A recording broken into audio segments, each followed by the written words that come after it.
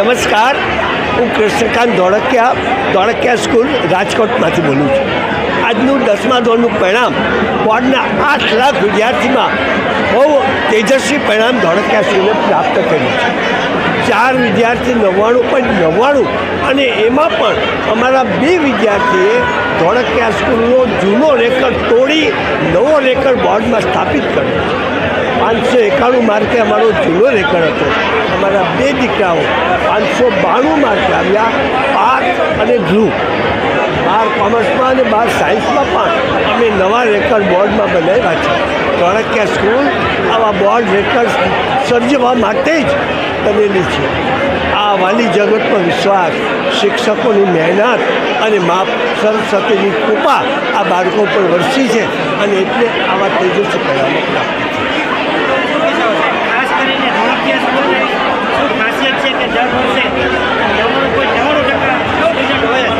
સૌથી મોટી વાત ધોળકિયા સ્કૂલ માટે એ મોટી વાત છે કે અમે બાળકોને પહેલા દિવસથી જ સતત મહેનત માટેનું છે.